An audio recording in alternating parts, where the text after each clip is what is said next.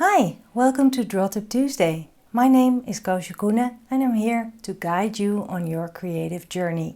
And sometimes I have drawing tips and sometimes I have other tips. And today I want to talk about composition and layout because I got a question from a follower about composition in your sketchbook. And now for me, composition and layout is really a sort of an intuitive thing, and I think it becomes intuitive for every artist with practice. So what I did is I have done a little bit of research online about what composition is, and I found out that there are certain elements for composition in the art and also in design. So I pulled together all kinds of things that I found on the internet and I created a few slides to share with you. And I also pulled a few drawings from my own archive to go through these elements of composition and see with a checklist if we can learn anything from our own art. So what I'd really love you to do is grab one of your sketchbooks or more and look at your drawings using the checklist that I am sharing in just a little bit with you and see if you can learn something. Because sometimes it's really great to analyze your pages and to take a step back and look as a viewer rather than the artist. Of course, it is your sketchbook. Your sketchbook is your playground. So your composition, your layout, it doesn't have to be perfect. There doesn't have to be any rules you need to follow. But because I got this question, especially about composition, I thought there might be more people wondering how to use composition in drawings and in their sketchbooks. That's why I wanted to talk about that today in Draw Tip Tuesday. Let's begin. All right, composition, layout. What is it exactly? This is what I found online, and I like what Wikipedia says, that the term composition means putting together. You organize stuff on your page. It's the overall arrangement of what's in a drawing or a painting. And I think what is most important is that the aim is to get the viewer pulled into the drawing, the eye drawn across the whole composition before returning to the focal point. And pause this video if you want to read what Henri Matisse had to say about composition. While I was doing my research, I was wondering what is the difference between composition and layout. Turns out there isn't that much difference, except for layout. It is often referred to in graphic design, like the arrangements of elements for a newspaper or a magazine. And that's why I think that as a sketchbook artist, you are actually always working with composition and layout. So for your drawing, you might be working in a certain composition, but then because it's on a page and in a book or on a double page, you might want to add a little bit of writing or other elements. Maybe you want to stick in a receipt of sorts or a sticker, and then you start working on layout to balance things out. We will get to the elements of composition, and they help you give structure to the layout of the painting. And I made a checklist with those. But before we dive in, I want to just make sure that while you are working in your sketchbook, of course you can try to keep an eye on order and balance. And you can do that with your line, thick and thin line, with your color, writing, and your white space. But what is most important is that you enjoy what you're doing, which is drawing and making art. And if you are planning too much, that can take out the spontaneity, which is a shame because it's all about the fun and it's not like you are going to exhibit or anything. This is your sketchbook. You can do whatever you like in it. And sometimes you just need to be smart about it because maybe you cannot fill a whole double page in the time that you have for drawing. Then maybe you fill your left page one day and then the next day you are in a completely different place or mood and you're drawing something completely different on the right hand side. But you can still kind of make those two pages a family by using color or size, or maybe using frames, and we'll get to that. I will have a few examples for you. Most of all, trust your instinct, because focal point, balance, we'll get to all of it. It's all quite intuitive, and you will feel if something is right or not.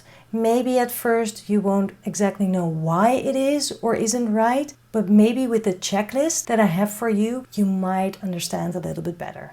So this is a checklist. Trust your intuition. That is very, very important. It's good to check your drawings. You will learn about your drawings, but it's not about self-critique or anything. It's just really to understand better what works and what doesn't work. You won't need this checklist. It's just for now, it's an exercise, but you won't necessarily need it because composition will become more and more intuitive. The more you draw, the more natural it will come. Okay, balance. I think that is one of the most important elements of composition. You can check, is there a symmetrical or an asymmetrical arrangement? Does it feel right? Sometimes your drawing can feel off if it's too heavy on one side, and yet then you can add something on the other side to just pull it back into balance. The focal point is actually the most important bit that you want to tell in your drawing, where the viewer's eye will ultimately pause and rest rather than wandering around and around and around in your drawing. Is there contrast? Is there light against dark, big versus small, hard versus soft? Did you use any complementary colors? All these things can really be these things can make a really big difference in how you read a page. You can also add rhythm to your page, and sometimes it just happens naturally. Maybe even if you are listening to music, you draw to the beat, and actually the viewer will feel that and see that too. So you can lead at a certain pace and use the shapes and the colors, the repetitions of color and shapes to create that rhythm, kind of like a jazz musician would do. You know, you go places, but you come back to that rhythm again and again. Pattern is sort of overlapping this, but if you look at the lines and the shapes, you can ask yourself, is there an underlying structure that is pleasing or intriguing, or does it feel chaotic? That means that maybe the pattern isn't repeating in the right way. The element of composition that is called movement, I struggle a little bit with it, because is it actually really a composition thing, or is it a way of drawing? I don't know. I'm still researching this whole topic too. The question you can ask is the composition static, or is there a sense of movement? Proportion might be very important too. The things in the drawing, are they relating to each other in any way? Do they fit together? Maybe nearby things should be bigger than things further away, following perspective? Or does that really matter? All these things you decide. And then there's unity. I think unity and balance sort of overlap. Again, it's something you feel rather than you can really make. Check if there's anything in the page that feels that it doesn't belong. Something sitting awkwardly or out of place. And it could have to do with color or with shape or anything like that. Okay, let's move on. With this drawing, proportion is important because there's big shapes in the foreground that lead you into the page and then lead you towards the green, the bright green of those leaves. And that's the start of kind of a frame around those people sitting in the background. The color is the frame of those people, the focal point. White space can be really interesting in your drawings. Sometimes you might use it to add writing. I kind of regret that I didn't use a colored pencil like I used in the drawing. I picked up a pen with brown ink in it, but there's no brown ink at all in the drawing, so it doesn't really fit. And there is where a little bit of unity lacks. But the space that it takes does bring in some kind of balance. Here's an example of two facing pages that don't necessarily belong to each other, but they do feel like they match. And that's because of the color that's repeating. The pink of the checkered shirt on the left-hand side is repeated in the drinks and the dress. This is a very quick one-line drawing of breakfast, and I wanted to show this because there is a lot of white space around it, which I filled with writing, and the writing pulls it all together, I think. It fills the white space, but there's still enough air, there's still enough breathing space. Here's another example of two different subjects drawn on different places and times in one day. And the writing is actually pulling everything together because of the color and the placement of the writing in the white space. And then the date in that right-hand corner finishes it off and really balances things out.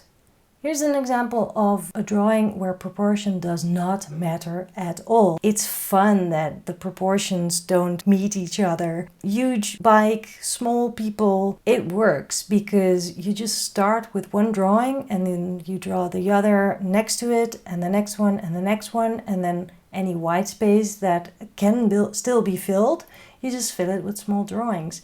And in the end you have a collection of the place you were at. Color is definitely very important in this one, and contrast too. The contrasting shadows are very important in this drawing, and look at how the writing is filling up the white space, or in this case actually the pink space. Two facing pages done on different days with different tools, and still they do kind of match, and that's because of the size and also because of the theme, which is beach. On the right-hand side, it's very obvious that color repetition is very effective. Speaking of color repetition, look at the writing on the lower left. That really balances things out because it repeats the blue of the chairs. White space. It can be really effective to keep a lot of white in your pages, except for a few smudges. And in this case, the neck of the banjo sort of creates an arrow towards the focal point. I love using foreground and background as a contrast, and by not coloring in the larger foreground, it creates an entry into the drawing which pulls your eye towards the people that are on the bridge.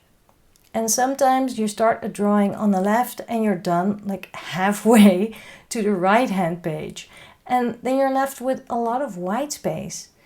In this case, I solved it by adding 2 frames and then filling those with more drawings. And this is really an example of thinking about your layout. Here's another one where I added a frame in the white space because I actually really wanted those 2 ladies to be the focal point of my drawing, but I started at the wrong place and, well, it just didn't turn out the way I wanted, so I just added those 2 ladies after all in an extra frame. Sometimes there's a lot going on in a page, but because of repetition, in this case there's a lot of mark making, there is a certain rhythm in there. And also the white square smack in the middle becomes a focal point. Although sometimes it might actually be smarter to put your focal point just off center. But hey, planning, as I said, is not always the best thing to do if you're just happily drawing, and just sometimes you just need to go with the flow, and there are elements of surprise during the whole process and in the result. This is actually one of my favorite drawings of this year.